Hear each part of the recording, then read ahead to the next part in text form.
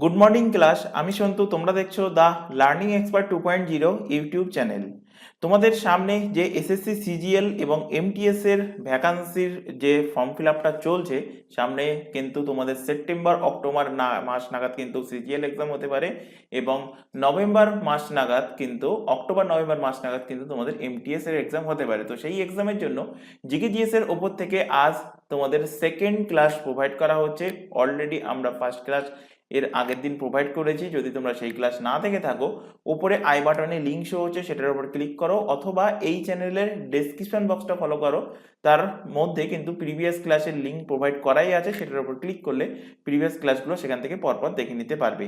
প্রত্যেককে বলছি প্রথম থেকে শেষ পর্যন্ত ক্লাস দেখবে, এবং এটা তোমাদের এসএসসি সিজিএল বা এমটিএস এর জন্য পড়াচ্ছি এমনটা নয়, আদার্স কম্পিটিটিভ এক্সামের জন্য যারা প্রিপারেশন নিচ্ছ, যেখানে তোমাদের স্ট্যাটিক জিকে জিএস মানে জিকে জিএস যেখানে থাকবে, প্রত্যেকটা এক্সামের জন্য এই ক্লাসটা কিন্তু ইম্পর্টেন্ট। তো শুরু করছি আজকের ক্লাস। আজকের ক্লাসে যে টপিকটা থাকছে, এর আগের দিনে যেখানে ছেড়েছিলাম তারপর থেকে শুরু করব।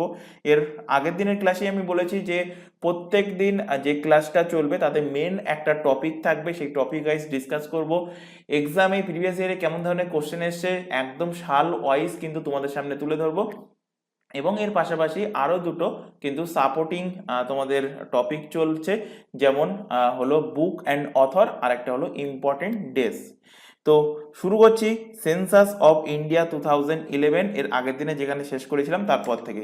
এর আগের দিনে তোমাদের এই কোশ্চেনটা আমি বলেছিলাম যে বাড়ি থেকে দেখে আসতে বা অ্যান্সার জানা থাকলে কমেন্ট বক্সে কমেন্ট করে অ্যান্সার জানাতে। তো কোশ্চেনটা কি ছিল? What is the literacy rate in India as per 2011 census. দেখতে পাচ্ছ এসএসসি সিপিওর এক্সামে কিন্তু কোশ্চেনটা এসেছিল 2019-এ, দ্বিতীয় শিফটের কোশ্চেন। তো আগে জেনে নেব যে 2011 যে জনগণনা হয়েছে তাতে সাক্ষরতার হার কত। লিটারেসি রেট মানে কি, সাক্ষরতা হার কত টোটাল ভারতে। তো এখানে দেখো লিটারেসি অর্থাৎ সাক্ষরতা, তো A%। আচ্ছা, এটার আগে ফার্স্টে দেখো যে as per 2011 census overall literacy rate of India কত? 74.04%, অর্থাৎ 74.04%। তোমাদের পয়েন্টের পরে সংখ্যা যদি না মনে থাকে মনে রাখার দরকার নেই, শুধুমাত্র মনে রাখবে যে সাক্ষরতার হার কত। সাক্ষরতার হার 74% ওভারঅল ইন্ডিয়ার, অর্থাৎ পুরুষ অ্যান্ড মহিলা, অর্থাৎ মেল অ্যান্ড ফিমেল মিলিয়ে কিন্তু টোটাল সাক্ষরতার হার কত? সাক্ষরতার হার হলো 74.04%। এবার এখান থেকে মেল আর ফিমেলকে ডিভাইড করো, মেল একদিকে লেখো, ফিমেল একদিকে লেখো। তো মেলদের পার্সেন্টেজ কত? মেলদের পার্সেন্টেজ হলো 82%। ফিমেলদের সাক্ষরতার পার্সেন্টেজ অনেকটাই কম ছিল 2011 সেন্সাস অনুযায়ী, কত? সেটা হলো 65%। দেখো এখানে লেখাই আছে মেলদের লিটারেসি রেট কত? 82.14%, আর ফিমেলদের লিটারেসি রেট 65.46%। এখান থেকে একটা এক্সামে কোশ্চেন দিয়েছিল এই যে মেল অ্যান্ড ফিমেলের যে লিটারেসি রেট, এদের অন্তর কত, এদের ডিফারেন্স কত। তো ডিফারেন্স যদি তোমাদের অ্যাকুরেট সংখ্যা জানা থাকে ইজিলি বার করতে পারবে। মেলদের কত? 82.14%, ফিমেলদের কত? 65.46%। দুটোকে বিয়োগ করে দাও, পেয়ে যাবে কত? 16.68%। তো তোমরা সরাসরিও মুখস্থ রাখতে পারো, যদি মনে না থাকে তাহলে এটা বলবো যে তোমাদের মেল এবং ফিমেল এই লিটারেসি রেট তো মুখস্থ রাখতেই হবে। তো এই দুটোকে একটু কষ্ট করে পরীক্ষার হলে বিয়োগ করে নেবে, তাহলে তোমরা অ্যান্সার পেয়ে যাবে। এবার একটা কথা বলে রাখি যে অনেক সময় তোমাদের এই যে 82.14%, এটা না থেকে এর আশেপাশে কিন্তু অপশানে থাকবে। তো সেই অপশানটা চুজ করবে যেটা আশেপাশে আছে, মানে 82.14%-এর আশেপাশে আছে। এটা কিন্তু মাথায় রাখবে। অনেক এক্সামে দেখা গিয়েছে যে 82.30% দিয়ে দিতেই পারে, তো সেটাই কিন্তু তোমাদের অ্যান্সার, সঠিক অ্যান্সার হিসেবে গণ্য হবে। এবার এখানে আরেকটা কথা বলে রাখি যে এই যে জনগণনায় সাক্ষরতার হার, যেটা পরীক্ষা পরীক্ষা নয়, এটা যখন বাড়ি বাড়ি গিয়ে সাক্ষরতার হারগুলো জানা হয় বা চেক আপ করা হয়, বা এই যে রেজাল্টটা বেরোয় যে এটা কিসের ভিত্তিতে, তোমরা তো বলতে পারো যে তোমার বাড়িতে হয়তো 6 মাসের একটা বাচ্চা আছে বা 2 মাসের বাচ্চা আছে, 1 মাসের বাচ্চা আছে, সেটা সে কি স্বাক্ষরিত, মানে সে কি লিটারেট, এটা তোমরা কিভাবে প্রুভ করবে? তার জন্য দেখো এখানে একটা নিয়ম করে দিয়েছে যে এ পার্সেন্ট এজড 7 ইয়ার্স, 7 বছর বয়সী এবং তার থেকে বড় যারা আছে তারা যদি লিখতে এবং পড়তে জানে, read and right with understanding any language, যে কোনো ভাষাতে সে যদি লিখতে এবং পড়তে জানে, তাকে লিটারেট হিসাবে কনসিডার করা হবে। তাকে কি হবে? লিটারেট হিসাবে, মানে শিক্ষিত হিসাবে বা স্বাক্ষরিত হিসাবে কনসিডার করা হবে। তো কোশ্চেন কিন্তু এক্সামে দেবে যে কত বছর বয়স পর্যন্ত, তো 7 বছর বা 7 বছরের বেশি বয়স পর্যন্ত যে সমস্ত শিশুরা আছে, যে সমস্ত চিলড্রেনরা আছে, তারা যদি লিখতে বা পড়তে জানে তাহলেই কিন্তু তাদেরকে স্বাক্ষরিত হিসেবে গণ্য করা হবে। তার নিচে যারা আছে তাদেরকে স্বাক্ষরিত এই আন্ডারে কিন্তু আনা হবে না। তো এবার দেখো ফার্স্ট কোশ্চেন যেটা ছিল যে what is the literate rate in India as per 2011 census. ভারতের সাক্ষরতার হার কত? তো ভারতের সাক্ষরতার হার হলো 74.04%। অপশন সি এর সঠিক অ্যান্সার হবে। মেলদের কত? মেলদের সাক্ষরতার হার হলো 82%। শুধু তোমরা 82%টাই মনে রাখো, দশমিকের পরে সংখ্যা না মনে রাখলেও হবে, দরকার নেই মনে রাখার, কারণ ওই সংখ্যা মনে রাখতে গেলে এই সংখ্যায় তোমরা গোলমাল করবে। ফিমেলদের পার্সেন্টেজ কত? ফিমেলদের পার্সেন্টেজ হলো 65%।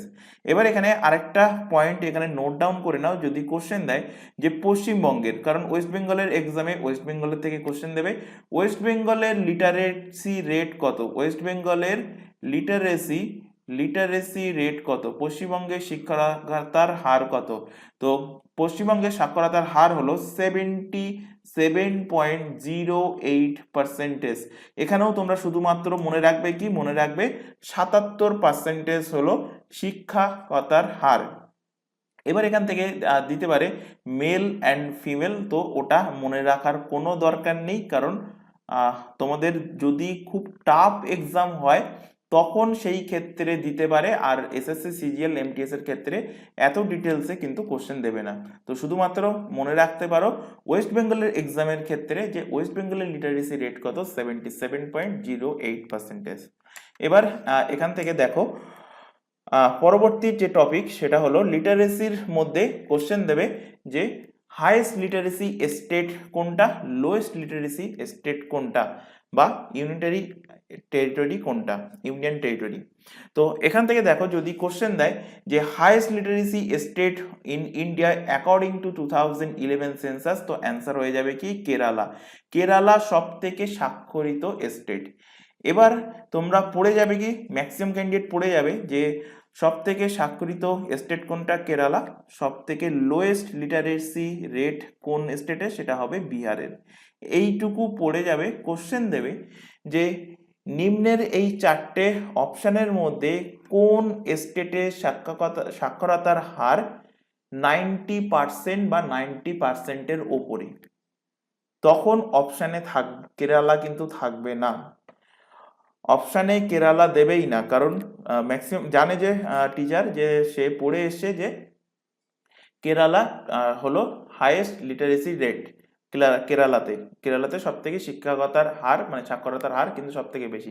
তো কেরালা অপশানে থাকবে না। সেই কারণে 90% বা 90%-এর ওপরে যে স্টেটগুলো আছে সেগুলো কিন্তু অবশ্যই মনে রাখতে হবে। তো দেখো ফার্স্ট মানে হাইয়েস্ট লিটারেসি স্টেট কোনটা? কেরালা। সেকেন্ড হাইয়েস্ট কোনটা? সেকেন্ড হাইয়েস্ট লিটারেসি স্টেট হলো মিজোরাম।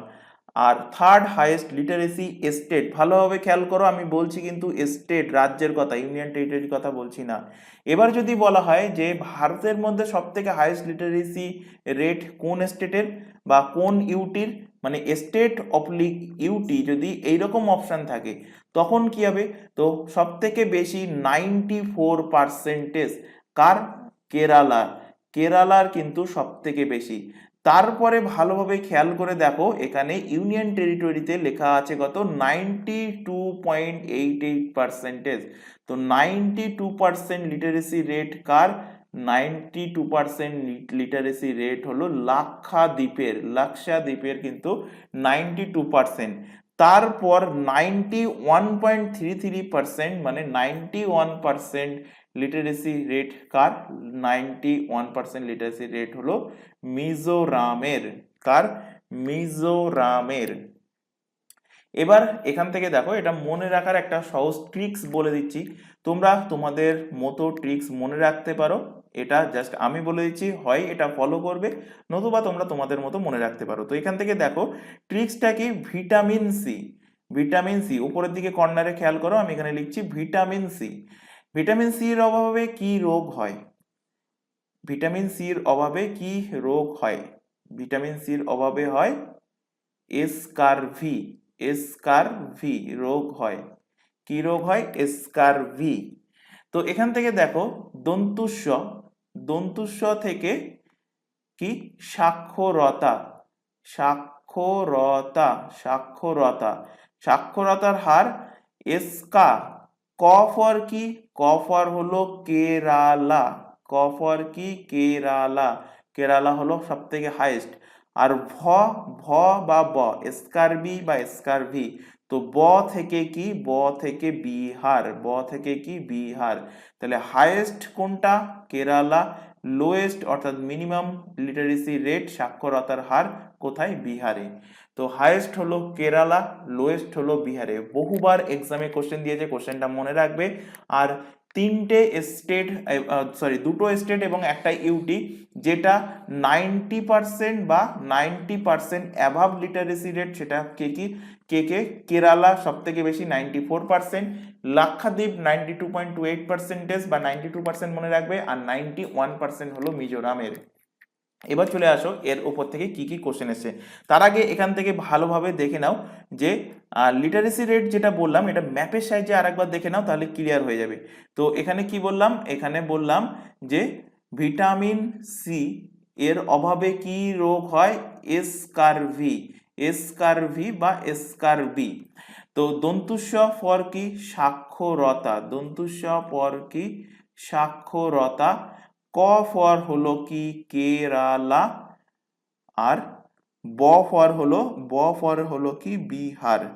ব ফর হলো বিহার। তো কেরালা হলো হাইয়েস্ট লিটারেসি রেট, বিহার হলো লোয়েস্ট লিটারেসি রেট। কেরালার পজিশনটা কোথায়? ম্যাপটা ভালোভাবে খেয়াল করো, এই দেখো আমি এখানে মার্কিং করছি, এটা হলো কেরালা। কেরালা হলো সব থেকে হাইয়েস্ট লিটারেসি রেট 94%। আর বিহারের পজিশন কোথায়? 2011 সেন্সাস অনুযায়ী বিহারের পজিশন হলো, যদিও এই ম্যাপটা কিন্তু লেটেস্ট ম্যাপ, 2011 সালে ম্যাপে কিন্তু জম্মু কাশ্মীর এবং লাদাখ, মানে লাদাখ এবং জম্মু কাশ্মীর যে এখন বর্তমানে ইউটি হয়েছে, তখন কিন্তু জম্মু কাশ্মীর আলাদা একটা রাজ্য ছিল। এখানে দেখতে পাচ্ছ যে অন্ধ্রপ্রদেশ ভেঙে তেলেঙ্গানা তৈরি হয়েছে, তেলেঙ্গানা কিন্তু তখন তৈরি হয়নি। তেলেঙ্গানা কবে গঠন হয়েছে? 2014 সালে। তো এখানে দেখো বিহার, তো বিহার হলো কি? লোয়েস্ট লিটারেসি রেট এখানে, আর লিটারেসির পার্সেন্টেজ হলো প্রায় 60%। দেখো এখানে লেখাই আছে 61.8%। এবার চলে আসো, আর মিজোরামের পজিশনটা কোথায়? মিজোরাম হলো এখানে, এই এই জায়গায় হলো মিজোরাম।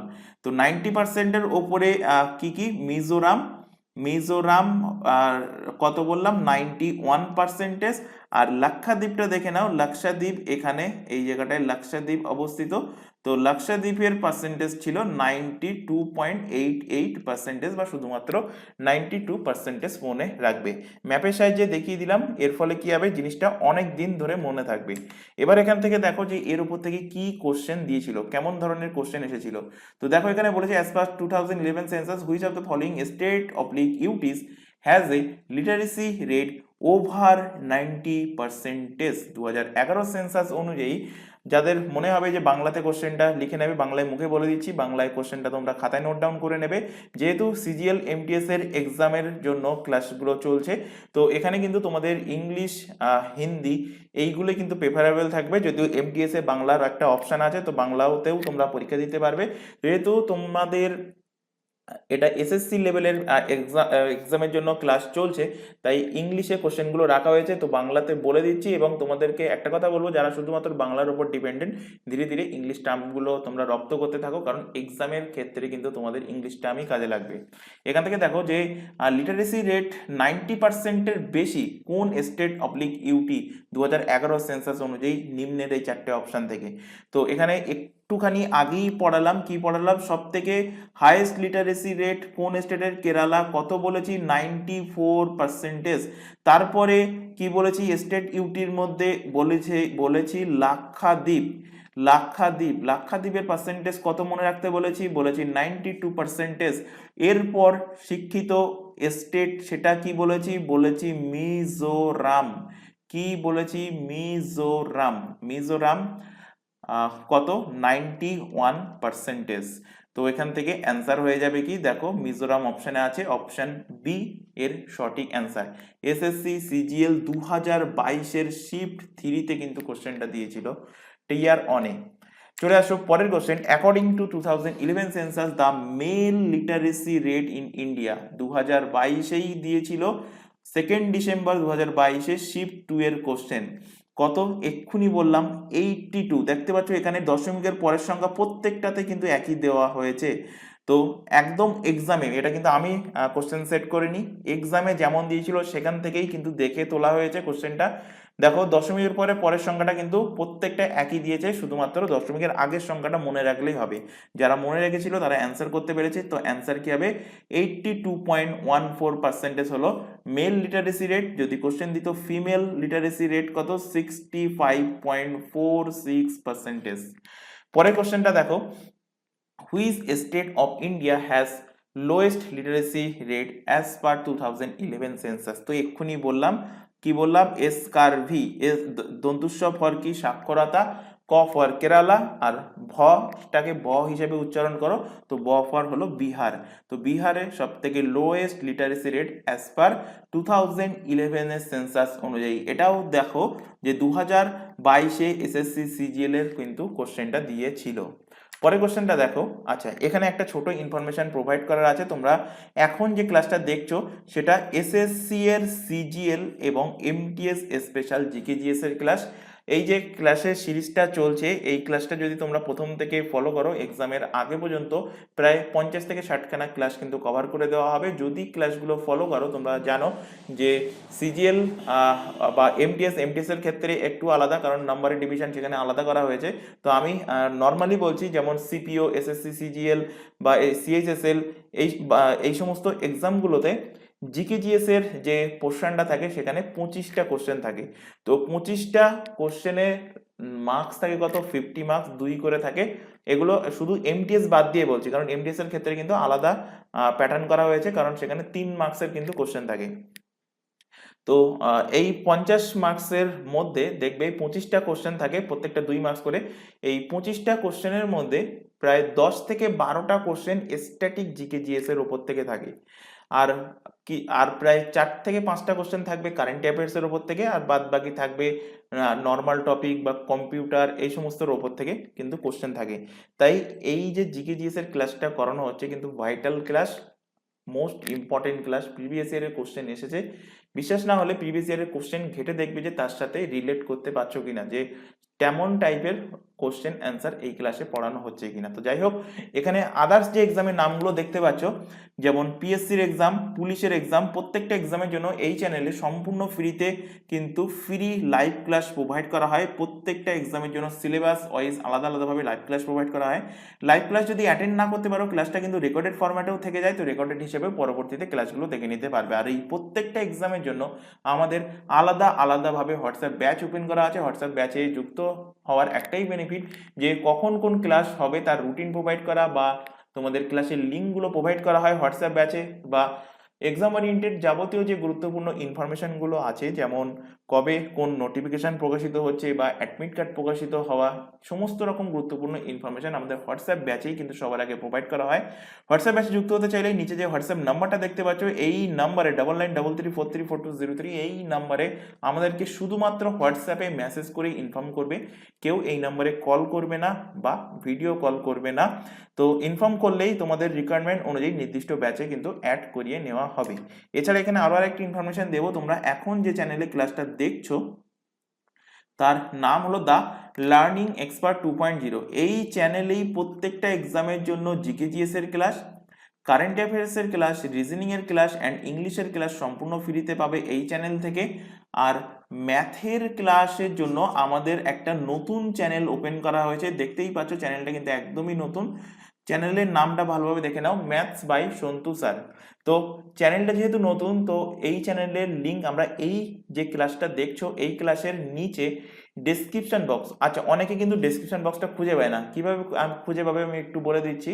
নিচের দিকে দেখবে মোর বলে একটা অপশন আছে, সেই মোর অপশনের উপরে চাপলে দেখবে ডেসক্রিপশন বক্সটা খুলে যাবে এবং তার নিচে কমেন্ট বক্সগুলোও কিন্তু খুলে যাবে।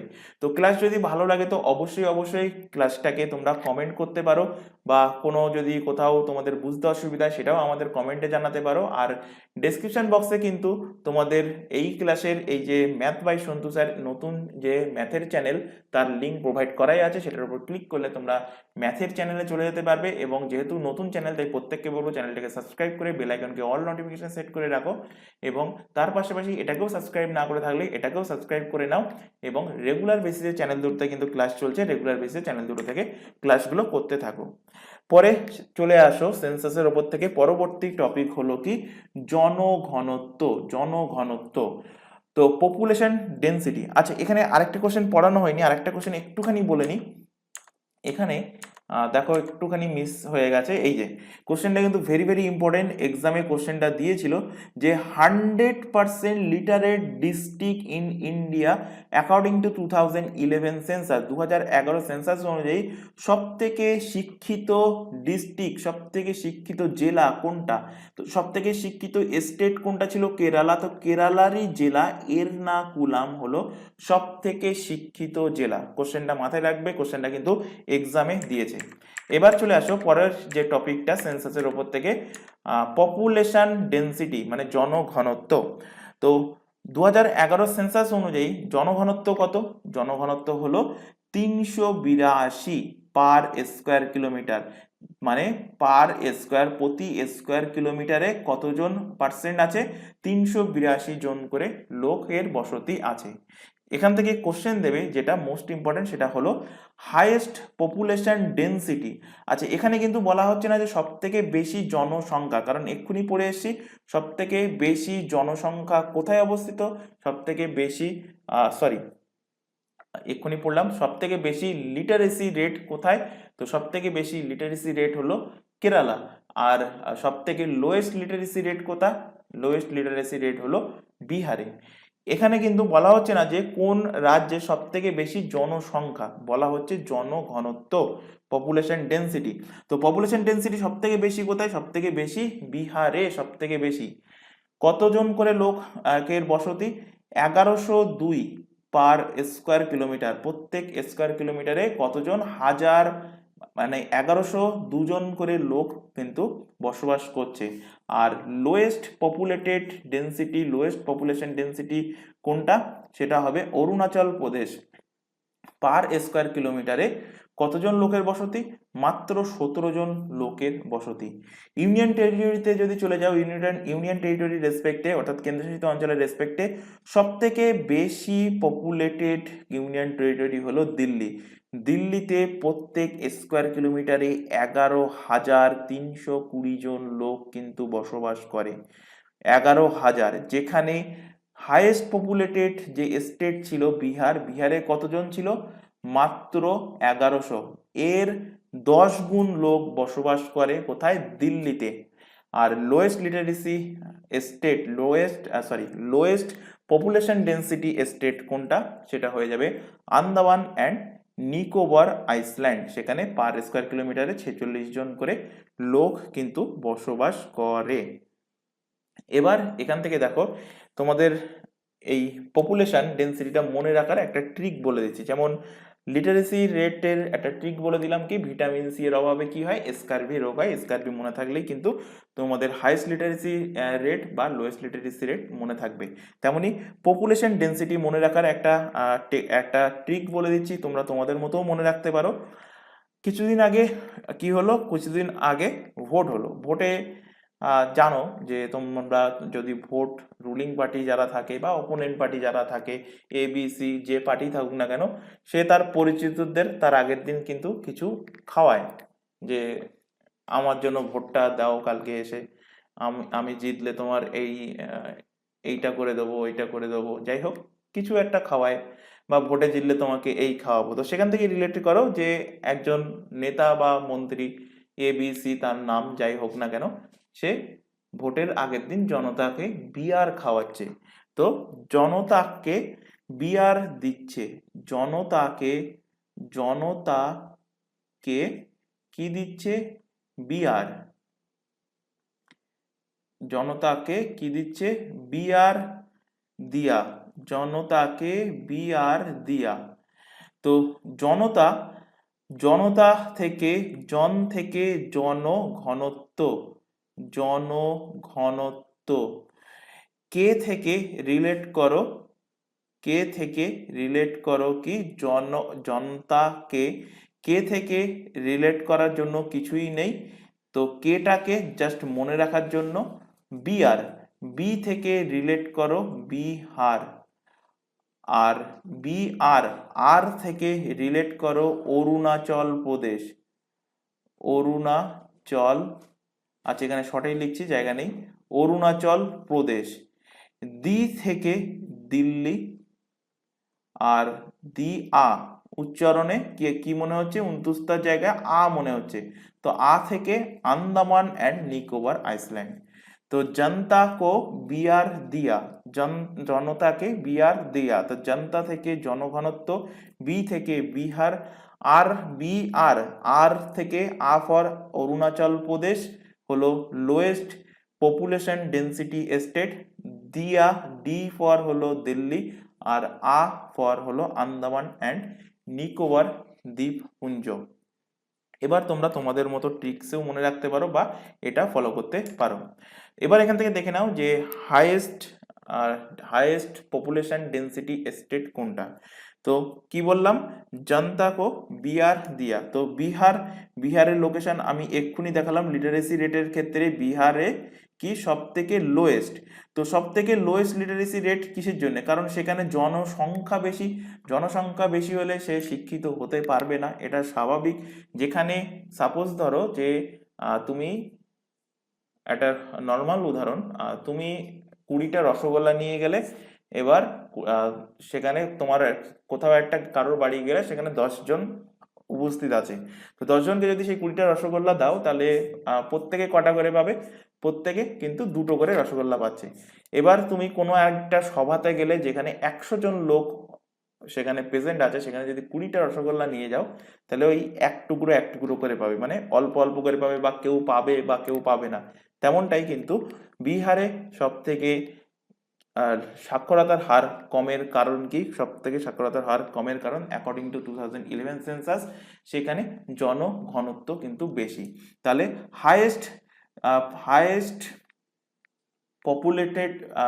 পপুলেশন ডেন্সিটি স্টেট কোনটা, তো সব থেকে হলো বিহার।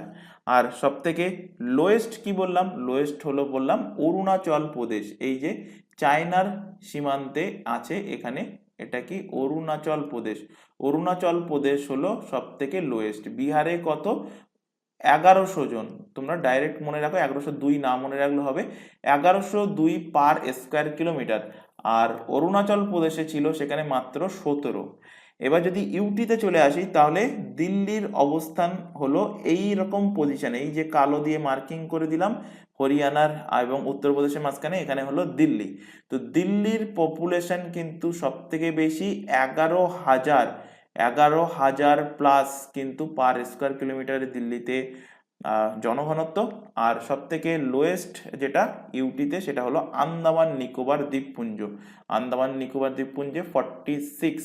না মনে রাখলে হবে কতজন করে আছে, শুধু highest lowest UT and state এইটুকু মনে রাখলে হবে। এবার চলে আসো এর ওপর থেকে। আচ্ছা, তার আগে আরেকটা টপিক এখান থেকে রিলেট করে নাও, সেক্স রেশিও, লিঙ্গানুপাত।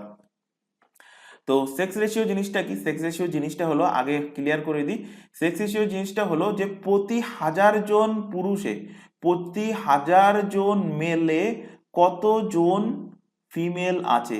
তো আউট অফ কত মেল আউট অফ ফিমেল হবে, sorry female out of male, মানে ফিমেলটা যাবে ওপরে, মেলটা আসবে নিচে।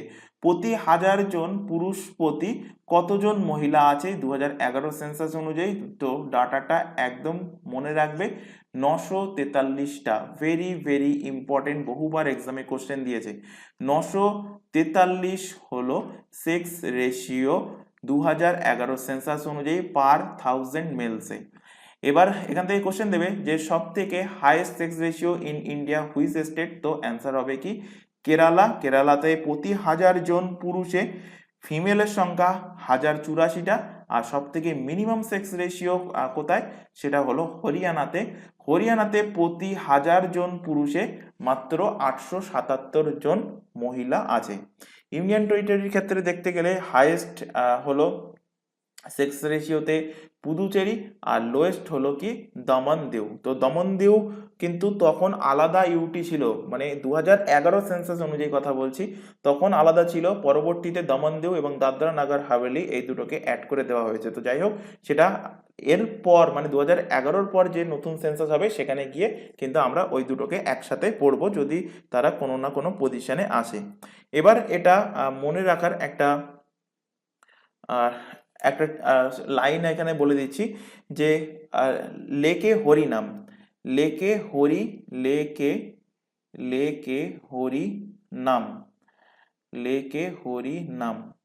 তো লে ফর লিঙ্গানুপাত, লিঙ্গানুপাত মনে রাখতে পারো, লিঙ্গানুপাত। K for highest K Kerala, Kerala লিঙ্গানুপাতে সেক্স রেশিওতে সব থেকে টপে কে কেরালা। আর হরি, হরি ফর কি হরিয়ানা, সব থেকে লোয়েস্ট কে হরিয়ানা। আচ্ছা, এখান থেকে নামটা কেটে দাও, বা হরি নাম, হরি নাম থাকুক, হরি নাম পদ, লেকে হরি নাম পদ। তো নাম ফর কিছু হবে না, তো পদ থেকে দেখো, এখানে পদ থেকে ইউটি গুলো তোমরা রিলেট করে নিতে পারবে। প ফর হলো পুদুচেরি, পুদুচেরি। আর দ ফর হলো কি, দ ফর হলো দমনদিউ, দমনদিউ, পুদুচেরি, দমনদিউ। তো লিঙ্গানুপাতে সব থেকে হাইয়েস্ট সেক্স রেশিও, মানে লিঙ্গানু সবথেকে হাইয়েস্ট স্টেট কোনটা, কেরালা। লোয়েস্ট হলো, মিনিমাম হলো হরিয়ানা। আর ইউটির ক্ষেত্রে হাইয়েস্ট হবে পুদুচেরি, লোয়েস্ট হবে কি, লোয়েস্ট হবে দমন অ্যান্ড দিউ। এরপর চলে আসো, আচ্ছা এখান থেকে তোমাদের স্টেটগুলো আরেকবার এখান থেকে দেখিয়ে দিই। তাহলে হাইয়েস্ট কে বললাম, হাইয়েস্ট হলো কেরালা। কেরালা একটুখানি আগেই দেখালাম লিটারেসি রেটের ক্ষেত্রে। তো লিটারেসি রেটে কেরালা টপে আছে, এবং লিটারেসি রেটে এবং সেক্স রেশিওতে কেরালা টপে আছে। তো এই হলো কেরালার পজিশন। কেরালা কি আছে, হাইয়েস্ট। কেরালাতে কত পড়লাম, 1084 জন প্রতি 1000 মেলসে 1084 জন ফিমেল আছে। আর লোয়েস্ট কোথায়, লোয়েস্ট হলো হরিয়ানাতে। হরিয়ানার পজিশন হলো এটা, হরিয়ানাতে কিন্তু লোয়েস্ট, লোয়েস্ট কতজন, 877 জন প্রতি 1000 পুরুষে।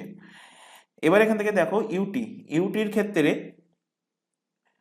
পুদুচেরি, পুদুচেরি দেখো এখানে পুদুচেরি আছে, এখানেও পুদুচেরি আছে। পুদুচেরি কিন্তু অনেক দুটো তিনটে জায়গায় এখানেও কিন্তু পুদুচেরির অংশ আছে। তো দুটো তিনটে আইসল্যান্ড মিলেই কিন্তু পুদুচেরি তৈরি। তো পুদুচেরিতে সব থেকে হাইয়েস্ট লিটারেসি রেট ইউটির মধ্যে। আর দমনদিউ, দমনদিউয়ের পজিশন হলো এখানটায়, এরকম জায়গায় গুজরাটের গালফের এখানটাই কিন্তু দমনদিউয়ের পজিশন। এখন দমনদিউ এটা নতুন ম্যাপ, সেই জন্য এখানে একসাথে লেখা আছে দাদরা নাগার হাভেলি অ্যান্ড দমনদিউ। তো দমনদিউতে, দমনদিউতে সব থেকে lowest literacy rate ইউটির, sorry lowest sex ratio ইউটির মধ্যে। এবার এখান থেকে আরেকটা টপিক থেকে যাচ্ছে, সেটা হলো চাইল্ড সেক্স রেশিও। তো এক্ষুনি যেটা পড়লাম সেটা কি, সেটা হলো সেক্স রেশিও এমনি কমনের ওপরে। আর শিশুদের সেক্স রেশিওটা দেখো, এটাও কিন্তু এক্সামের পয়েন্ট অফ ভিউ থেকে ইম্পর্টেন্ট, এক্সামে কিন্তু কোশ্চেন দিয়েছিল যে 2011 সেন্সাস অনুযায়ী শিশুদের চাইল্ড সেক্স রেশিও, শিশু লিঙ্গানুপাত কত। তো শিশু লিঙ্গানুপাতের সংখ্যাটা জাস্ট মনে রাখবে 919টা ফিমেল পার 1000 মেলে। ম্যাক্সিমাম কোনটা, ম্যাক্সিমাম হলো অরুণাচল প্রদেশ আর মিনিমাম হলো হরিয়ানা। তো চাইল্ড সেক্স রেশিওতেও মিনিমাম হরিয়ানা, আর এমনি সেক্স রেশিওতেও মিনিমাম কিন্তু হরিয়ানা। আর নর্মাল সেক্স রেশিওতে হাইয়েস্ট হলো কে, কেরালা। আর চাইল্ড সেক্স রেশিওতে হাইয়েস্ট হলো কে, অরুণাচল প্রদেশ। এবার চলে আসো, এই যে দুটো তিনটে টপিক বোঝালাম, এর উপর থেকে কেমন ধরনের কোশ্চেন প্রিভিয়াস ইয়ারের এক্সামে দিয়েছিল। এখানে দেখতে পাচ্ছ যে কোন এক্সামে কোশ্চেন দিয়েছে। 2020 সালের এক্সাম কিন্তু হয়েছিল। এখান থেকে দেখো, which age group include calculating child sex ratio in India. কোন এজ গ্রুপকে চাইল্ড সেক্স রেশিওতে, এখানে বলেছে which age group is include in calculating child sex ratio in India.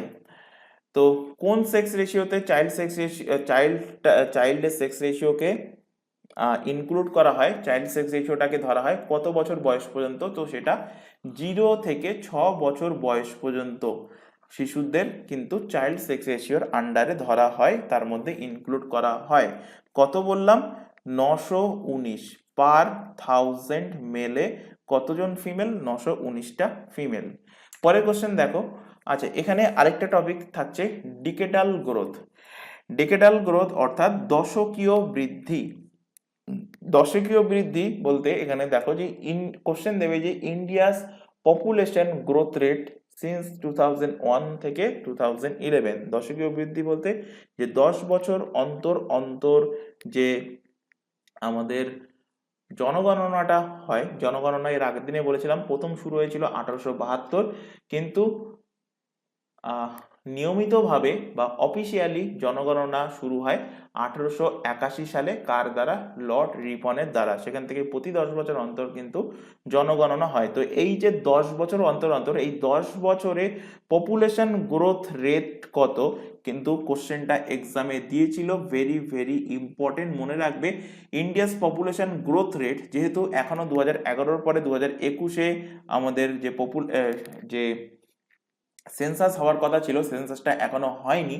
তো সেই ক্ষেত্রে আমরা 2011 সেন্সাসটাকেই আমরা কিন্তু কারেন্ট ফ্যাক্ট হিসাবেই ধরবো। তো 2001 থেকে 2011-র মধ্যে যে গ্রোথ রেটটা হয়েছে তার পরিমাণ কত, তার পরিমাণ হলো 17.64%। 17.64%। অনেক বইতে 17.70% থাকবে, অনেক জায়গায় দেখেছি 17.80% আছে, অনেক জায়গায় এটাকে রাউন্ড ফিগার করে 80%ও কিন্তু করা থাকে। তো খেয়াল রাখবে, এর আশেপাশে যে সংখ্যাটা এক্সামে থাকবে সেটাই কিন্তু মার্কিং করবে। এবার এখান থেকে দেখো, এটা বললাম দশকে, মানে 10 বছরে পপুলেশন গ্রোথ রেট কত হয়েছে 2001 থেকে 11-র মধ্যে, 17.64%। এবার এখানে কোশ্চেন দেবে যে the annual population growth rate প্রত্যেক বছর, মানে সেই যে 10 বছর, মানে 2001-এর পর থেকে 2001-এর পর কি 2001-এর পরে 2002, 2003, 2004, 2005, 2006, এইভাবে আপ টু কোন পর্যন্ত, 2011 পর্যন্ত।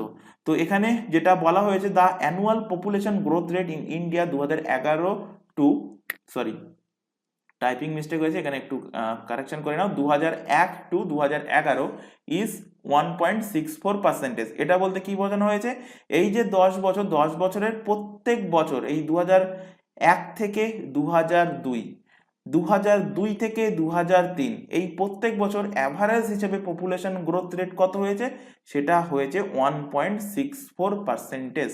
তো খেয়াল রাখবে, অ্যানুয়াল পপুলেশন গ্রোথ রেট জানতে চাইছে না, টোটাল পপুলেশন গ্রোথ রেট জানতে চাইছে 2001 থেকে 11 পর্যন্ত। টোটাল জানতে চাইলে 10 বছরে টোটাল হলো 17.64%, আর অ্যানুয়াল পপুলেশন গ্রোথ রেট হয়ে যাবে 1.64%। এবার এখান থেকে দেখো কোশ্চেন দেবে যে হাইয়েস্ট কোনটা আর লোয়েস্ট কোনটা, এটা মনে রাখলেই হয়ে যাবে। তো হাইয়েস্ট কোনটা, এখানে আবারও আর একটা ট্রিক বলে দিচ্ছি, মনে রাখতে পারো। 10টা মনে করো তুমি বাড়িতে ময়না পাখি পুষেছো, তো 10 ময়না, 10 ময়না। তো 10 মানে কি, 10 মানে দশকীয় বৃদ্ধি, মানে ডেকেডাল, ইংলিশেই লিখে দিচ্ছি দশকীয় বৃদ্ধি বা ডেকেডাল। আচ্ছা বাংলাতেই লিখি যেহেতু ট্রিকটা বাংলায়। তো দশকীয়, দশকীয় বৃদ্ধি। ম ফর কি, মেঘালয়া, মেঘালয়া। আর না, না ফর কি, নাগাল্যান্ড। দুটোই কিন্তু নর্থ ইস্টের স্টেট। তাহলে হাইয়েস্ট ডেকেডাল গ্রোথ রেট কোন স্টেট, হয়ে যাবে মেঘালয়, লোয়েস্ট হলো নাগাল্যান্ডে। মনে রাখার ট্রিক কি বললাম, 10 ময়না, 10 ফর দশকীয়, ময়নার ম ফর মেঘালয়া, দন্তান্ন ফর হলো নাগাল্যান্ড। এবার এখান থেকে ইউটিটাও মনে রাখবে, ইউটিটা অতটা ইম্পর্টেন্ট না, জাস্ট তোমরা একবার করে চোখ বুলিয়ে রাখবে। হাইয়েস্ট হলো decadal growth rate Dadra Nagar হাভেলিতে, আর লোয়েস্ট হলো কোথায়, লাক্ষাদ্বীপে। এবার আসো এর ওপর থেকে কিছু question. According to 2011 census of India, India's decadal growth rate was about, দেখো এসএসসি এমটিএস 2021 সালে শিফট 1 এর কোশ্চেন। তো কত বলেছিলাম, বলেছিলাম 17.64%, এবং বলেছিলাম তখন যে 64% না দিয়ে এর আশেপাশে সংখ্যা দেবে। তো এখানে ফার্স্ট অপশনে দেখো আছে 19 কেটে গেল, আছে 15 কেটে গেল, আছে 20 কেটে গেল, 17.7 এর কিন্তু সঠিক অ্যান্সার হবে। চলে আসো পরের কোশ্চেনে, which state of India has negative population growth rate as per census 2011। আচ্ছা এটা এখানে বলা হয়নি। এখানে দেখো এই যে নাগাল্যান্ড, নাগাল্যান্ড কিন্তু -5% কিন্তু গ্রোথ রেট ছিল। -5% গ্রোথ রেট বলতে এর আগের যে ডেকেডাল ছিল, সেই আগের ডেকেডাল বলতে 1991 থেকে, সাপোজ উদাহরণ দিচ্ছি বোঝানোর জন্য, 1991 থেকে 2001, আর 2001 থেকে 2011। তো ধরো 1991 থেকে 2001 পর্যন্ত গ্রোথ রেট কত হয়েছে, গ্রোথ রেট হয়েছে 100টা। এবং 2001 থেকে 11-র গ্রোথ রেট কত হয়েছে, গ্রোথ রেট হয়ে গেছে 95টা। তার মানে কি আগে 100 হচ্ছিল আগের 10 বছরে, এখন পরবর্তী 10 বছরে 5 কমে গেছে। কত কমেছে, 100 থেকে 95 কমা মানে 5 কমেছে। 5 কমেছে কতর মধ্যে, 100-র মধ্যে, 1-এর মধ্যে কত, 100-র মধ্যে কত, অর্থাৎ 5% কিন্তু কমে গেছে আগের ডেকেডালের তুলনায়। তো নাগাল্যান্ডের যে ডেকেডাল গ্রোথ রেট সেটা কিন্তু নেগেটিভে আছে। তো এখানে দেখো সেই কোশ্চেনটাই দিয়েছে, কোশ্চেনটা দেখো বলেছে WBCS 2016-র কোশ্চেন, এবং মধ্যপ্রদেশ এমপিএসসি মধ্যপ্রদেশ পিএসসির 2014-র কোশ্চেন কিন্তু দিয়েছিল, which state of India has negative population growth rate as per census 2011। তাহলে অ্যান্সার কি হয়ে যাবে, অ্যান্সার হয়ে যাবে নাগাল্যান্ড। নাগাল্যান্ড কিন্তু এর সঠিক অ্যান্সার হবে। চলে আসো পরের question, the annual population growth rate of India according to census 2011। Annual population বলেছে, তো অ্যানুয়াল পপুলেশন গ্রোথ রেট এক্ষুনি পড়ালাম কত, 1.64%। তো অপশন সি এর সঠিক অ্যান্সার। তো দেখতে পাচ্ছ যে সেন্সাসের ওপর থেকে কিন্তু যে ইম্পর্টেন্ট টপিকগুলো পড়ানো হচ্ছে, কোনো না কোনো এক্সামে কিন্তু কোশ্চেনগুলো দিয়েছে। তো সেন্সাসের ওপরের টপিক আমরা আজকে এই পর্যন্ত রাখছি, পরবর্তী ক্লাসে এরপর থেকে সেন্সাসে বাকি যে টপিকগুলো থাকছে সেগুলো আমরা পরবর্তী ক্লাসে কমপ্লিট করব। তাহলে সেন্সাস নিয়ে আমরা ফার্স্ট ক্লাস কভার করেছি, সেখানেও কিছু টপিক আলোচনা করেছি, আজকের ক্লাসেও টপিকগুলো আলোচনা করলাম। এগুলো অবশ্যই বাড়িতে কিন্তু রিভিশন করবে, আর এক্সট্রা যে ফ্যাক্টগুলো লেখানো হচ্ছে এগুলো কিন্তু খাতায় অবশ্যই নোট ডাউন করবে, কারণ এগুলো পিডিএফে ডাউনলোড করতে পারবে না। এই ক্লাসটা যেগুলো প্রিন্টেড কোশ্চেন আনসার আছে এগুলো তোমরা পিডিএফে ডাউনলোড করতে পারবে। কিভাবে ডাউনলোড করবে, নিচে যে টেলিগ্রাম লিঙ্কটা দেখতে পাচ্ছ, টেলিগ্রামে অ্যাপটা ডাউনলোড করে টেলিগ্রামে গিয়ে লিখবে, যেমনটা জাস্ট দেখতে পাচ্ছ @the লার্নিং এক্সপার্ট SD, লাস্টের এস অ্যান্ড ডিটা কিন্তু বড় হাতের লিখবে, লিখে সার্চ করলে আমাদের গ্রুপ পেয়ে যাবে, অথবা এই চ্যানেলের ডেসক্রিপশন বক্সটা ফলো করো, তার মধ্যে কিন্তু টেলিগ্রামের গ্রুপের লিঙ্ক প্রোভাইড করাই আছে। সেটার ওপর ক্লিক করলে তোমরা আমাদের টেলিগ্রাম গ্রুপে জয়েন হতে পারবে এবং সেখান থেকে প্রত্যেকটা ক্লাস, আজকে যে ক্লাস চলছে, এর আগের দিনে যে ক্লাসটা হয়েছে বা ভবিষ্যতে যে ক্লাসগুলো হবে, প্রত্যেকটা ক্লাসের পিডিএফ তোমরা সেখান থেকে ডাউনলোড করে নিতে পারবে। এবার মেন টপিক যেটা বলেছিলাম যে ক্লাসের শুরুতে যে একটা করে থাকবে মেন টপিক, সেটার ব্যাপারে বেশি করে ডিসকাস করব, কিন্তু সেটা নিয়ে আবার যদি পুরো ক্লাসটা 40 মিনিট বা 50 মিনিটে যে ক্লাসটা চলছে এটা যদি পুরোটা ডিসকাস করি তাহলে সেটা কিন্তু আবার বোরিং হয়ে যাবে। সেই কারণে কিছুটা পড়িয়ে স্টপ করিয়ে সেখান থেকে আরও দুটো সাপোর্টিং টপিক কিন্তু তোমাদের পড়ানো হচ্ছে, এবং সেই সাপোর্টিং টপিকগুলো তোমাদের পড়ানো হচ্ছে এই কারণে, কারণ ওই টপিকগুলো নিয়েও যদি আমরা একসাথে 3টে কিংবা 4টে শুধু বুকস অ্যান্ড অথরেরই যদি আমি ক্লাস করাই তো মনে তো থাকবেই না, কারণ একটা দুটো বা হাইস্টলি 5টা থেকে 6টা প্রথম দিকে যে বই বুকস অ্যান্ড অথর পড়াবো সেগুলো মনে থাকবে, পরবর্তীগুলো মাথার উপর দিয়ে যাবে। সেই কারণে প্রত্যেকটা ক্লাসে শেষে 5 থেকে 6টা বা 8টা থেকে 10টা কিন্তু বুকস অ্যান্ড অথর এবং important dates, month wise important ডেটসগুলো কিন্তু পড়ানো হচ্ছে। এগুলো অবশ্যই খাতায় নোট ডাউন করার পাশাপাশি রেগুলার বেসিসে রিভিশন করবে, তাহলেই কিন্তু জিনিসটা মুখস্থ হবে। তো চলে আসো পরের টপিক, ইম্পর্টেন্ট ডেটস। ইম্পর্টেন্ট ডেটে দেখো সব থেকে মোস্ট ইম্পর্টেন্ট কোশ্চেন দেখতেই পাচ্ছ ডান সাইডে কত এক্সামে কোশ্চেন দিয়েছে। এমপি পুলিশ এসআইতে দিয়েছে, বিহার পুলিশ এসআইতে এসছে, এনটিপিসিতে দিয়েছে, টেরিটোরিয়াল আর্মির কোশ্চেন দিয়েছে, এমপি পাথাবাড়িতে দিয়েছে, এইচপি টিজিটি এক্সামে কিন্তু কোশ্চেন দিয়েছে। এছাড়া আরও অন্যান্য এক্সামে এই কোশ্চেনগুলো দিয়েছে, সবগুলো লেখা এখানে সম্ভব হয়নি। তো যাই হোক, এখান থেকে দেখো কোশ্চেনটা কি দিয়েছিল। বিশ্ব ক্যান্সার দিবস, ওয়ার্ল্ড ক্যান্সার ডে কবে পালন করা হয়? তো বিশ্ব ক্যান্সার দিবস পালন হয় 4 ফেব্রুয়ারি, 4 ফেব্রুয়ারিতে বিশ্ব ক্যান্সার দিবস পালন করা হয়। দেখে নাও এবার এখান থেকে ফেব্রুয়ারির ইম্পর্টেন্ট যে ডেটসগুলো আছে। তো ফেব্রুয়ারি থেকে দুটো ইম্পর্টেন্ট বলে দেবো, মোস্ট ইম্পর্টেন্ট দুটো। তো আগে ফার্স্টে দেখে নাও যে কি কি আছে। 2 ফেব্রুয়ারিতে ওয়ার্ল্ড ওয়েটল্যান্ডস ডে পালন করা হয়। 4 ফেব্রুয়ারিতে এক্ষুনি বললাম ওয়ার্ল্ড ক্যান্সার দিবস পালন করা হয়। 13 ফেব্রুয়ারিতে পালন করা হয় ওয়ার্ল্ড রেডিও ডে। 14 ফেব্রুয়ারিতে পালন করা হয় ব্ল্যাক ডে। ব্ল্যাক ডে কেন পালন করা হয়? এটা কিন্তু 2019-এ পুলওয়ামাতে যে ঘটনাটা হয়েছিল, সিআরপিএফ এর গাড়িতে যে জঙ্গিরা বোমা হামলা করেছিল, সেই বোমা হামলাতে আমাদের যে সাহসী যে সমস্ত সৈন্যরা ছিল, তারা যারা শহীদ হয়েছেন, তাদের স্মৃতির উদ্দেশ্যে 14 ফেব্রুয়ারিতে ব্ল্যাক ডে হিসেবে পালন করা হয়। 21 ফেব্রুয়ারি হলো ইন্টারন্যাশনাল মাদার ল্যাঙ্গুয়েজ ডে, আন্তঃরাষ্ট্রীয় মাতৃভাষা দিবস পালন করা হয় 21 ফেব্রুয়ারিতে। 24 ফেব্রুয়ারি সেন্ট্রাল এক্সাইজ ডে পালন করা হয়। 28 ফেব্রুয়ারিতে পালন করা হয় ন্যাশনাল সায়েন্স ডে,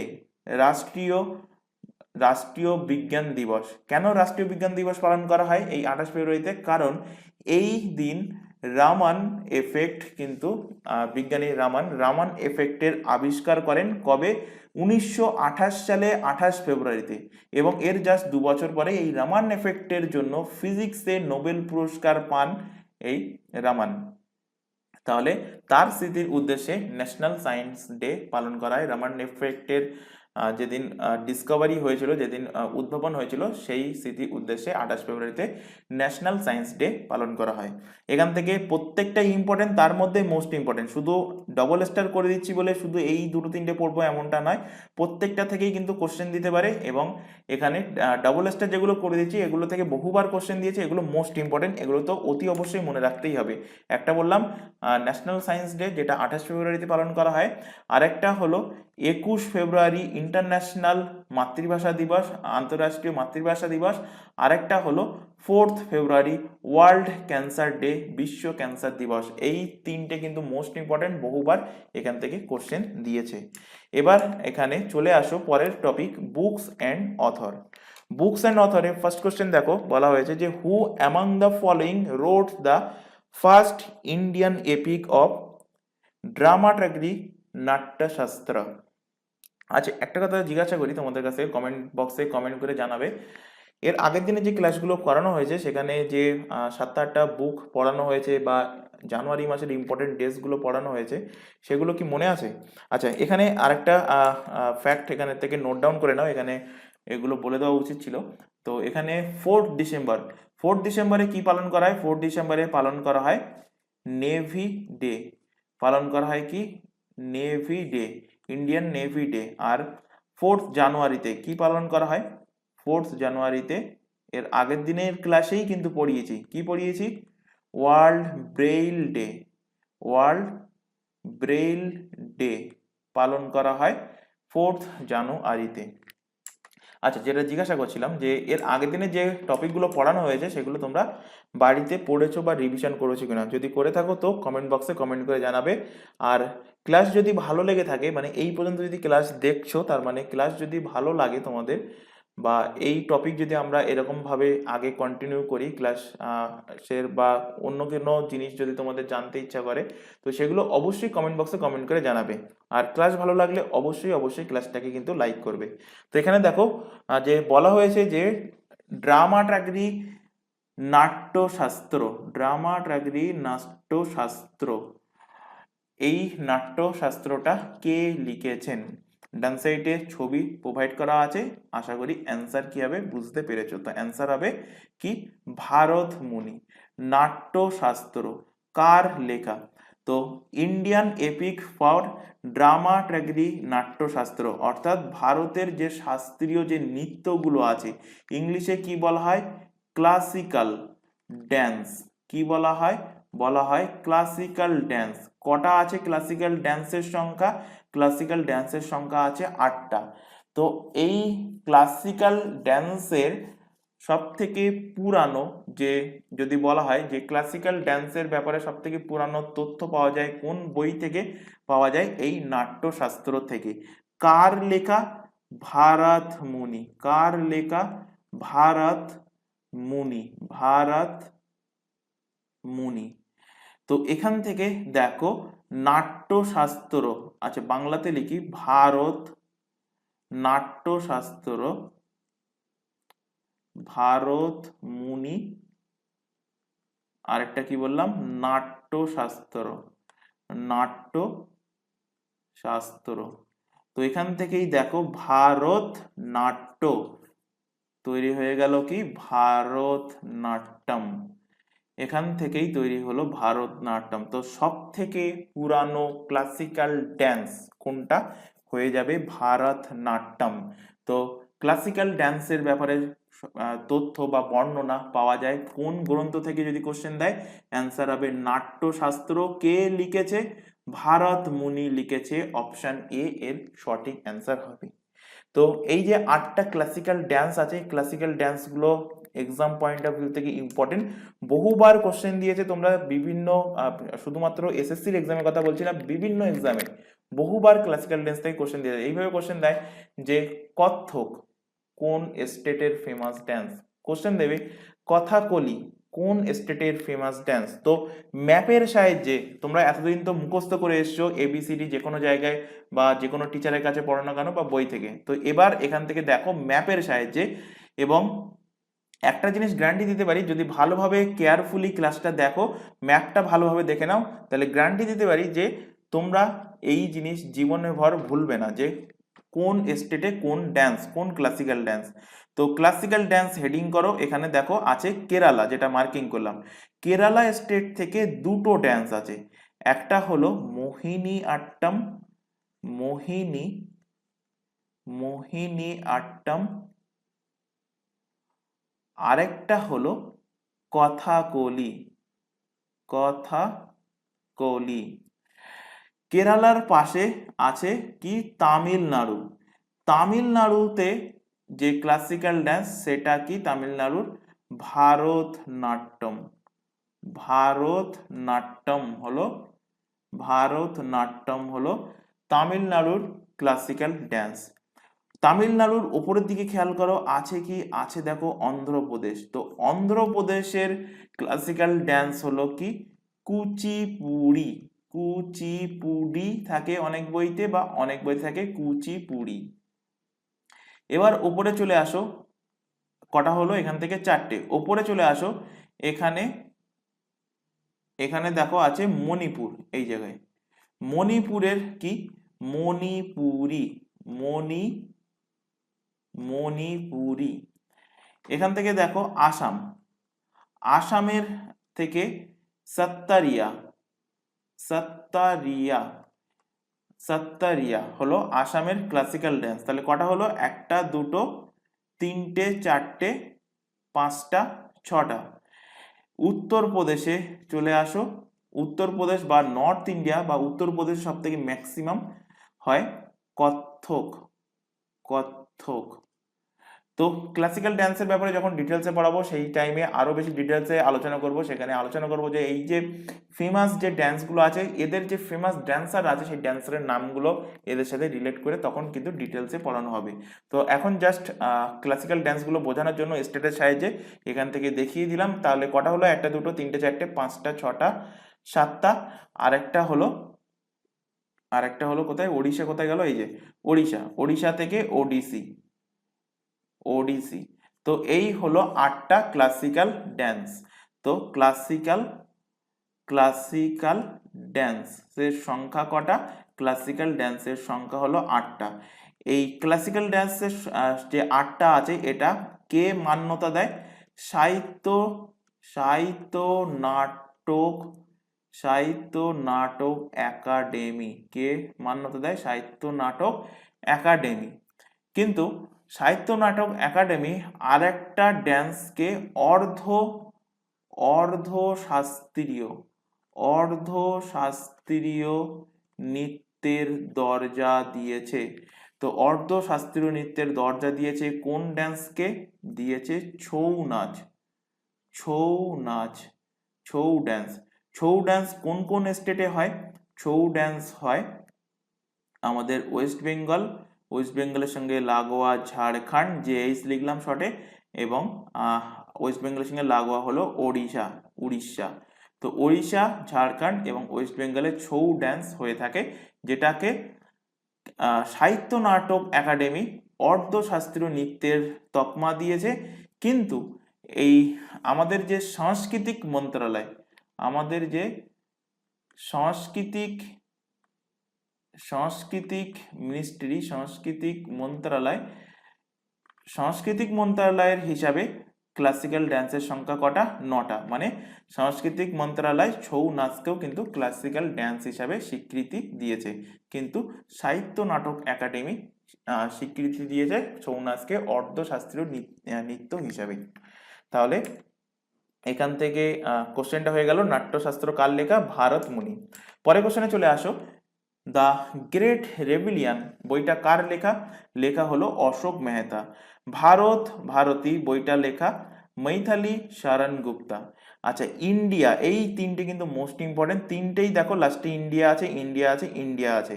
তো ইয়ং ইন্ডিয়া কার লেখা? মহাত্মা গান্ধী। নিউ ইন্ডিয়া কার লেখা? Annie Besant. আনহ্যাপি ইন্ডিয়া কার লেখা? আনহ্যাপি ইন্ডিয়া লেখা লালা লাজপত রায়ের লেখা আনহ্যাপি ইন্ডিয়া। চলে আসো পরের question, Rajatarangini, the history of whose. অনেক সময় কিন্তু এই বইয়ের ওপর থেকে দেখতে পাচ্ছ এসএসসি 2017 কিন্তু কোশ্চেনটা দিয়েছিল। অনেক সময় বইটা কে লিখেছে কোশ্চেন নাও দিতে পারে, এরকম কোশ্চেন দিতে পারে যে the history of whose state of India is known from the book Rajatarangini বই থেকে ভারতের কোন রাজ্যের হিস্ট্রি, ইতিহাস জানতে পারা যায়? তো রাজতরঙ্গিনী বইটা কার লেখা? কে লিখেছে? রাজতরঙ্গিনী বই লিখেছে কালহান লিখেছে রাজতরঙ্গিনী। এবং এনার বই থেকে জম্মু কাশ্মীরের কিন্তু তথ্য পাওয়া যায়, জম্মু কাশ্মীরের পরিচয় পাওয়া যায়। অপশন বি এর সঠিক অ্যান্সার হবে। পরের কোশ্চেন দেখো, আল হিলাল এবং দুটো বই একসাথে মনে রাখবে, আল হিলাল আর ইন্ডিয়া উইন্স ফ্রিডম, এইটা মোস্ট ইম্পর্টেন্ট, বহুবার এক্সামে কোশ্চেন দিয়েছে। আল হিলাল এবং ইন্ডিয়া উইন্স ফ্রিডম বই দুটো কে লিখেছে? বই দুটোই লিখেছে আবুল কালাম আজাদ। আনন্দ মাঠ মোস্ট ইম্পর্টেন্ট একটা গ্রন্থ, উপন্যাসটা কে লিখেছে? বঙ্কিমচন্দ্র চ্যাটার্জি। কেন মোস্ট ইম্পর্টেন্ট? কারণ এই উপন্যাসে বন্দে মাতারাম, যেটা আমাদের ন্যাশনাল সং, এই বন্দে মাতারাম নেওয়া হয়েছে বঙ্কিমচন্দ্রের কোন উপন্যাস থেকে? বহুবার এক্সামে কোশ্চেন দিয়েছে, আনন্দ মঠ। এছাড়া আরেকটা কোশ্চেন তোমাদের এক্সামে দেয় যে আনন্দ মঠে কিসের আলোচনা, কোন বিদ্রোহের আলোচনা করা আছে? সন্ন্যাসী বিদ্রোহের ব্যাপারে কিন্তু আনন্দ মঠে আলোচনা করেছে কে? বঙ্কিমচন্দ্র চ্যাটার্জি। পরের বই দেখো ইন্ডিয়ান স্ট্রাগল, এটাও কিন্তু ইম্পর্টেন্ট। কার লেখা? সুভাষচন্দ্র, নেতাজি সুভাষচন্দ্র বোসের লেখা। পরের বইটা দেখো অর্থশাস্ত্র। অর্থশাস্ত্র কার লেখা? কৌটিল্যের লেখা, বা কৌটিল্য না বলে বলতে পারো বিষ্ণুগুপ্ত, বিষ্ণুগুপ্তের লেখা।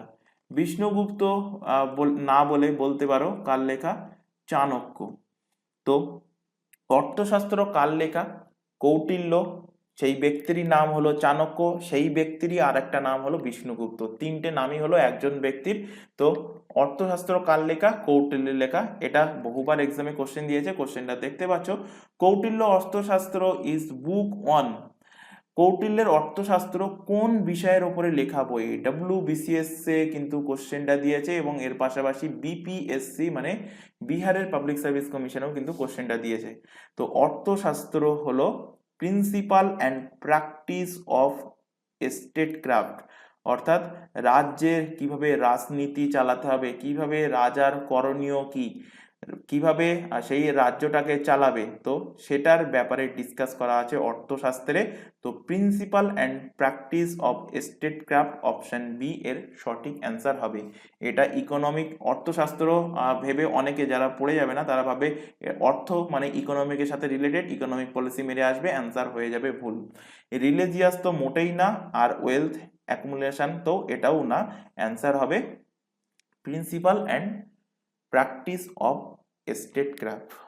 পরের কোশ্চেন দেখো, আচ্ছা এখানে জাস্ট রিকল করার জন্য এটা রেখেছি। তো তোমাদের 5 থেকে 10 সেকেন্ড টাইম দিচ্ছি, তার মধ্যে তোমরা কমেন্ট বক্সে কমেন্ট করে জানাও যে এই বইগুলো কে কে লিখেছে। জাস্ট এক্ষুনি পড়িয়েছি, শুধুমাত্র হয়তো এইটা পড়াইনি, তো এটা প্রত্যেকে জানাও উচিত। বই দুটো কিন্তু মোস্ট ইম্পর্টেন্ট, এই নামটা তো সবারই পরিচিত থাকা উচিত, যে গীতাঞ্জলি কার লেখা? তো গীতাঞ্জলি যার লেখা, ঘোড়া বইটাও কিন্তু তার লেখা। তো এখান থেকে দেখো আল হিলাল, আল হিলাল কার লেখা? আবুল কালাম আজাদ, এক্ষুনি পড়ালাম, আবুল কালাম আজাদ, আবুল কালাম আজাদ। আরেকটা বই মনে রাখতে বলেছি কি, এনার লেখা India wins freedom, India wins freedom. এই যে জাস্ট এক্ষুনি পড়ালাম, এখানে দেখো এই যে ইন্ডিয়া উইন্স ফ্রিডম। আর আল হিলাল কার লেখা? আবুল কালাম আজাদের লেখা। আনন্দ মঠ, আনন্দ মঠ কার লেখা? বঙ্কিমচন্দ্র, বঙ্কিমচন্দ্র চ্যাটার্জি, বঙ্কিমচন্দ্র চ্যাটার্জি। ইন্ডিয়ান স্ট্রাগল কার লেখা? সুভাষচন্দ্র বোস, নেতাজি সুভাষচন্দ্র বোসের লেখা।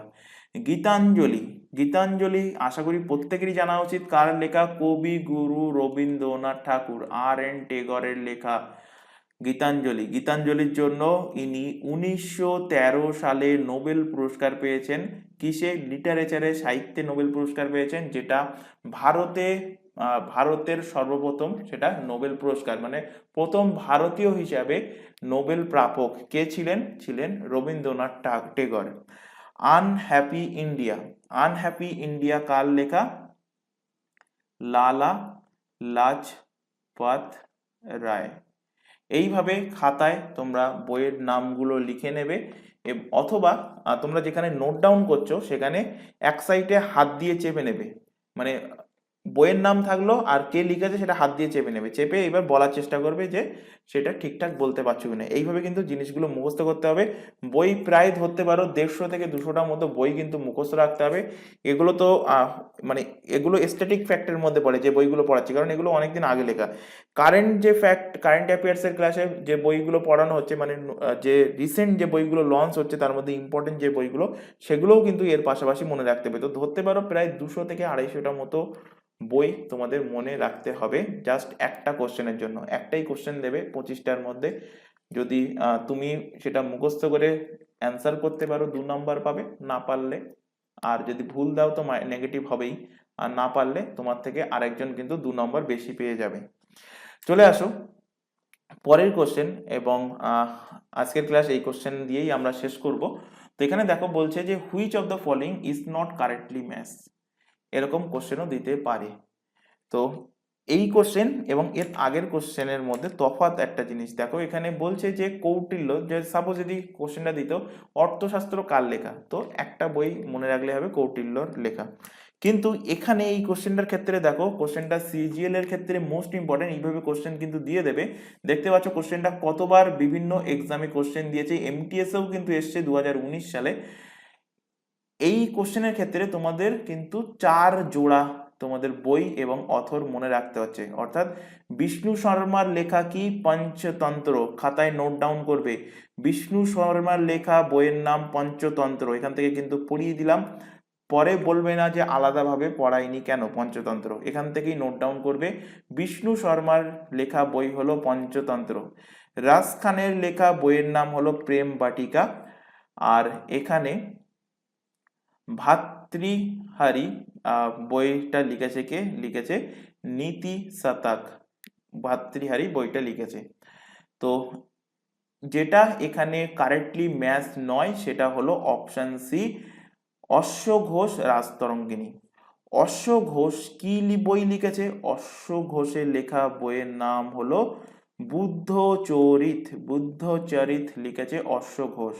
আর রাজতরঙ্গিনী তো এক্ষুনি পড়ালাম, কে লিখেছে? লিখেছে কালহান, কালহান লিখেছে রাজতরঙ্গিনী। তো এখানে অ্যান্সার হয়ে যাবে কি? অ্যান্সার হয়ে যাবে অপশন নাম্বার সি এর কিন্তু সঠিক অ্যান্সার। তো আজকের ক্লাসে আমরা বুকস অ্যান্ড অথর এই পর্যন্ত স্টপ করছি। আর নেক্সট ক্লাসে এরপর থেকে আরও কিছু বুকস অ্যান্ড অথর তোমাদের সেখানে ইনক্লুড করানো হবে। আশা করি আজকের ক্লাসে যে 3টে টপিক পড়ানো হলো, মেন টপিক ছিল সেন্সাস, তারপরে সাপোর্টিং যে টপিক দুটো ছিল বুকস অ্যান্ড অথর, অ্যান্ড ছিল তোমাদের ইম্পর্টেন্ট ডেটস। তো এগুলো আশা করি প্রত্যেকের ক্লিয়ার হয়েছে। ক্লাস যদি ভালো লাগে, এই কথাটা কিন্তু বারবার বলা হয়, ক্লাস যদি ভালো লাগে অবশ্যই অবশ্যই ক্লাসটাকে লাইক করবে। আরেকটা রিকোয়েস্ট থাকছে, ক্লাসের প্রথমে এটা বলা উচিত ছিল, ক্লাস কেউ ডাউনলোড করবে না। আবারও বলছি, কেউ ক্লাসটাকে ডাউনলোড করবে না। এটা জাস্ট তোমাদের কাছে একটা ছোট রিকোয়েস্ট, এই কারণে আমাদের চ্যানেলটা কিন্তু অনেকটাই ছোট, তো চ্যানেলটাকে গ্রোথ করার জন্য যদি তোমরা ডাউনলোড করো সেটা কিন্তু হয় না। তো সেই কারণে একটা ছোট রিকোয়েস্ট তোমাদের কাছে, যে কেউ ডাউনলোড করে ভিডিও দেখবে না। দরকার পড়লে তোমরা রেজুলেশনটা কমিয়েও দেখতে পারো, কিন্তু সেটাকে তোমরা ডাইরেক্ট দেখবে, মানে লাইভও দেখতে পারো বা নর্মালে দেখতে পারো, ইন্টারনেটে চালিয়ে দেখবে। কেউ কিন্তু ক্লাসটাকে ডাউনলোড করে দেখবে না। তো ক্লাস যদি ভালো লেগে থাকে তো অবভিয়াসলি ক্লাসটাকে তোমরা লাইক করবে আর বন্ধু বান্ধবের কাছে শেয়ার করবে যারা সিজিএল, এমটিএস বা আদার্স কম্পিটিটিভ এক্সামের জন্য প্রিপারেশন নিচ্ছে। তো আজকের ক্লাস আমরা এখানে শেষ করছি। আজকের ক্লাস এই পর্যন্ত, নেক্সট দেখা হবে পরবর্তী ক্লাস নিয়ে। Thank you.